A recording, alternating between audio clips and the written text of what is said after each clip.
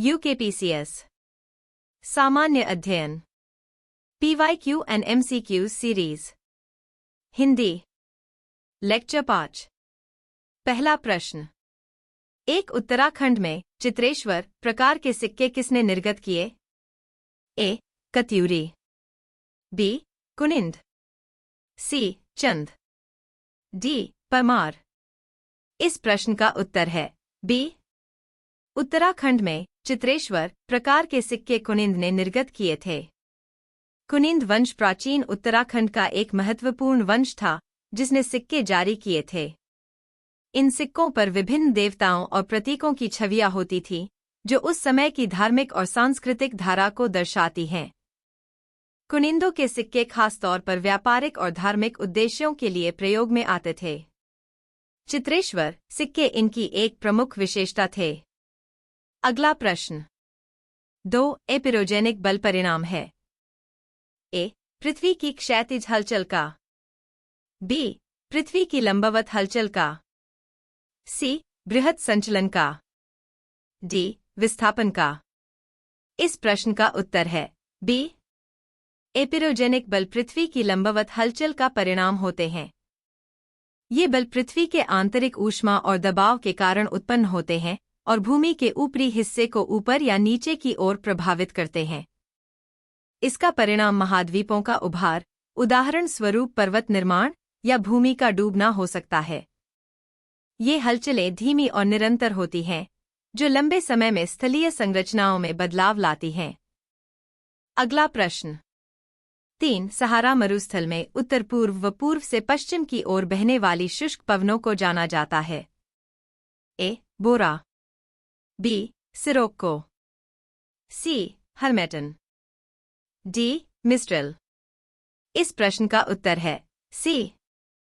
सहारा मरुस्थल में उत्तर पूर्व व पूर्व से पश्चिम की ओर बहने वाली शुष्क पवनों को हर्मेटन कहा जाता है। ये पवनें बहुत ही गर्म और शुष्क होती हैं, जो सहारा के रेगिस्तान से उड़ती हैं।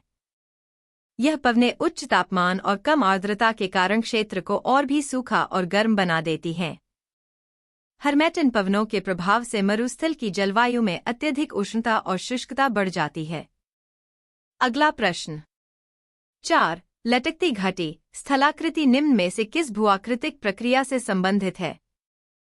ए. वायु, बी. हिमानी, सी. समुद्री तरंगें, डी. बहता जल। इस प्रश्न का उत्तर है बी. लटकती घाटी स्थलाकृति हिमानी ग्लेशियल प्रक्रिया से संबंधित है। यह तब बनती है जब ग्लेशियरों द्वारा घाटियों की कटाई होती है, जिससे ऊपरी हिस्से के क्षेत्र में एक लटकती हुई घाटी बनती है। इस प्रक्रिया में ग्लेशियरों की भारी बर्फ के दबाव से घाटी की दीवारें तीव्र रूप से कट जाती हैं और घाटी का एक हिस्सा अन्य भागों से ऊंचा और लटकता हुआ दिखाई देता है। यह स्थलाकृति उच्च पर्वतीय क्षेत्रों में आमतौर पर पाई जाती है। अगला प्रश्न। 5 भारत में उष्णकटिबंधीय शुष्क पर्णपाती वन के संदर्भ में निम्न कथनों पर विचार कीजिए। 1 यह उन क्षेत्रों में पाए जाते हैं जहां वर्षा 25 से 75 सेंटीमीटर के मध्य है। 2 ये हिमालय की तलहटी से निकलने वाली एक अनियमित चौड़ी पट्टी में पाए जाते हैं। नीचे दिए गए कूट से सही उत्तर को चुनिए। कूट। ए. केवल 1, बी. केवल 2, सी. दोनों 1 और 2, डी. न तो 1 और नहीं 2। इस प्रश्न का उत्तर है बी. भारत में उष्णकटिबंधीय शुष्क पर्णपाती वन उन क्षेत्रों में पाए जाते हैं जहां वर्षा 25 से 75 सेंटीमीटर के बीच होती है। ये वन विशेष रूप से भारत के हिमालय की तलहटी से निकलने वाली चौड़ी पट्टी में नहीं पाए जाते, बल्कि ये मुख्य रूप से मध्य भारत, विशेषकर महाराष्ट्र, मध्य प्रदेश और राजस्थान जैसे शुष्क क्षेत्रों में होते हैं। अगला प्रश्न। 6 निम्नलिखित प्रायद्वीपीय नदियों में से किस एक की प्रवाह लंबाई सबसे अधिक है? ए.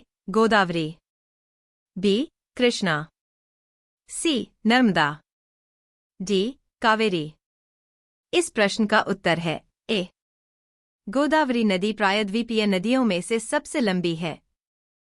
यह लगभग 1465 किलोमीटर लंबी है और भारत के दक्षिणी भाग में बहती है।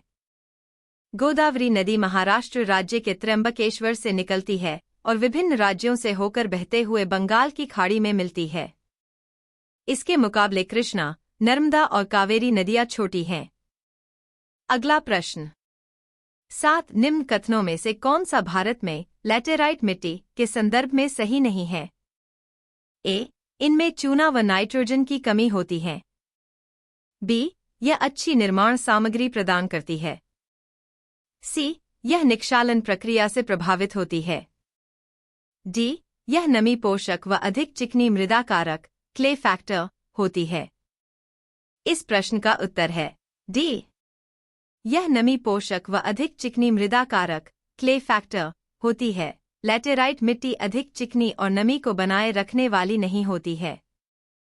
यह आमतौर पर लोहे और एल्यूमिनियम के ऑक्साइड से भरपूर होती है और मुख्यतः उष्णकटिबंधीय और उपोष्णकटिबंधीय क्षेत्रों में पाई जाती है। इन मिट्टियों में चूना और नाइट्रोजन की कमी होती है और यह अधिक वर्षा के कारण निक्षालन प्रक्रिया लीचिंग से प्रभावित होती है, जो इन्हें उपजाऊ नहीं बनाती। अगला प्रश्न, 8 गंगा का मैदान व असम घाटी में सामान्यतः कौन सा अपवाह प्रतिरूप पाया जाता है, जो विस्तृत मैदान, मंद ढाल, अधिक वर्षा व अनेक सहायक नदियों की विशेषता रखता है? ए, पूर्ववर्ती अपवाह प्रारूप।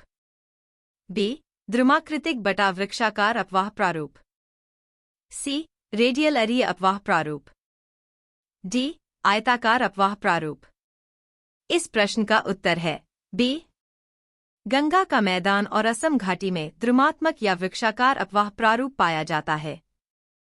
यह अपवाह प्रतिरूप सामान्यतः विस्तृत मैदान, मंद ढाल, अधिक वर्षा और कई सहायक नदियों की उपस्थिति से जुड़ा होता है।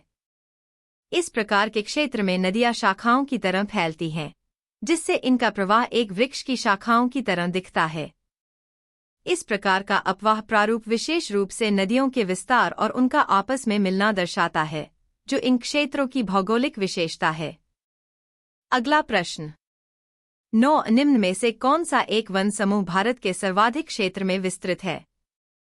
ए, उष्णकटिबंधीय आर्द्र सदाबहार। बी, उष्णकटिबंधीय शुष्क पर्णपाती।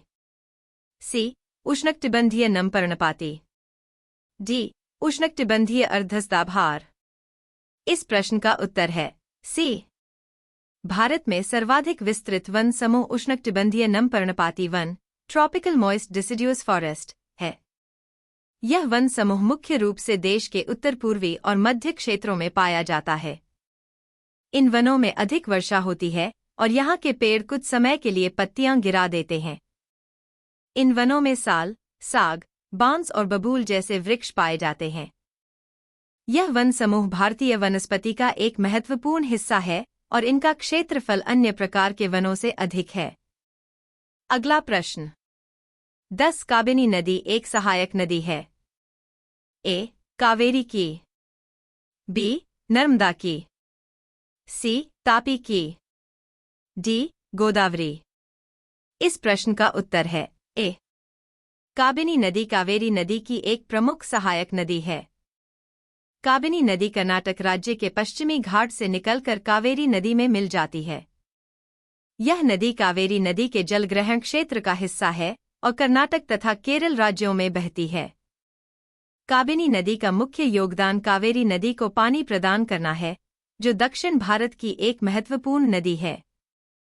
काबिनी नदी के आसपास कई महत्वपूर्ण जलाशय और वन्यजीव अभयारण्यों का भी अस्तित्व है।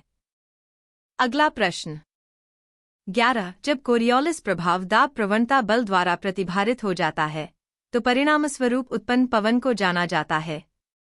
ए, ध्रुवीय पवनें। बी, प्रचलित पवनें। सी, भूस्थैतिक पवनें। डी, व्यापारिक पवनें।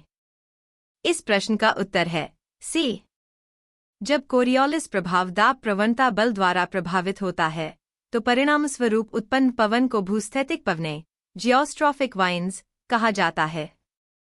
इस प्रकार के पवन तब उत्पन्न होते हैं जब हवा दाब के अंतर के कारण प्रवृत्त होती है और कोरियोलिस प्रभाव की वजह से पवन के मार्ग में घुमाव उत्पन्न होता है। ये पवन अक्सर उच्च दाब और निम्न दाब क्षेत्रों के बीच संतुलन बनाए रखते हुए चलते हैं। भूस्थैतिक पवनों का मार्ग पृथ्वी की घूर्णन गति पर निर्भर करता है। अगला प्रश्न 12। मैकमोहन रेखा निम्नलिखित विकल्पों में से किसके मध्य सीमा निर्धारित करती है? ए. सिक्किम एवं चीन। बी. अरुणाचल प्रदेश एवं चीन। सी. उत्तराखंड एवं चीन। डी. हिमाचल प्रदेश एवं चीन। इस प्रश्न का उत्तर है बी. मैकमोहन रेखा अरुणाचल प्रदेश और चीन के बीच सीमा निर्धारित करती है। यह रेखा 1914 में शिमला समझौते के दौरान ब्रिटिश भारत और तिब्बत के बीच एक सीमा के रूप में स्थापित की गई थी। इस रेखा को चीन द्वारा कभी पूरी तरह से स्वीकार नहीं किया गया और इसे लेकर भारत और चीन के बीच विवाद रहा है। यह रेखा भारतीय क्षेत्र के एक महत्वपूर्ण हिस्से अरुणाचल प्रदेश को चीन से अलग करती है। अगला प्रश्न 13। एटॉल का आकार है? ए. आयताकार। बी. दंडाकार। सी. घोड़े की नाल बटा अंगूठी के आकार। डी. त्रिभुजाकार। इस प्रश्न का उत्तर है सी. एटॉल का आकार घोड़े की नाल या अंगूठी के आकार का होता है। एटॉल एक प्रकार का मूंगा द्वीप समूह है जो समुद्र के मध्य में एक उथला रिंग के रूप में बनता है, जिसमें एक केंद्र में पानी भरा होता है। यह आकार उस समय बनता है जब मूंगा श्रृंखलाएं एक द्वीप के चारों ओर बढ़ने लगती हैं, जबकि केंद्र में जल भर जाता है। एटॉल्स आमतौर पर उष्णकटिबंधीय समुद्रों में पाए जाते हैं, जैसे कि प्रशांत महासागर में। अगला प्रश्न 14। सूर्य की चमकीली बाह्य परत को जाना जाता है? ए. फोटोस्फीयर। बी. आयनोस्फीयर। सी. मेसोस्फीयर। डी. सूर्य धब्बे। इस प्रश्न का उत्तर है ए. सूर्य की चमकीली बाह्य परत को फोटोस्फीयर कहा जाता है। यह सूर्य की वह परत है जहां से सूर्य का प्रकाश और ऊष्मा पृथ्वी तक पहुंचती है। फोटोस्फीयर का तापमान लगभग 5500 डिग्री सेल्सियस होता है और यहां से उत्पन्न होने वाली प्रकाश की किरणें हमें सूर्य की चमक का अनुभव कराती हैं। यह परत सूर्य का दृश्यमान भाग होती है, जिसके कारण हम सूर्य को उज्ज्वल और चमकीला देख पाते हैं। अगला प्रश्न 15। गढ़वाल हिमालय में अधिक ऊंचाई वाले चरागाहों में अस्थायी आवासों को किस नाम से जाना जाता है? ए. मैथ। बी. खर्क। सी. खादू। डी. खरसाल। इस प्रश्न का उत्तर है बी. गढ़वाल हिमालय में अधिक ऊंचाई वाले चरागाहों में अस्थायी आवासों को खरक कहा जाता है। ये खर्क उच्च पर्वतीय क्षेत्रों में स्थित होते हैं, जहां परंपरागत रूप से स्थानीय लोग अपने मवेशियों को चराने के लिए जाते हैं। यहां अस्थायी आवास बनाए जाते हैं, जिन्हें मानसून के दौरान या अन्य मौसमों में मवेशियों के लिए उपयोग किया जाता है। खर्कों में रहते हुए लोग शीतकाल में ऊंचाई पर स्थित घाटियों में अपने मवेशियों के साथ रहते हैं।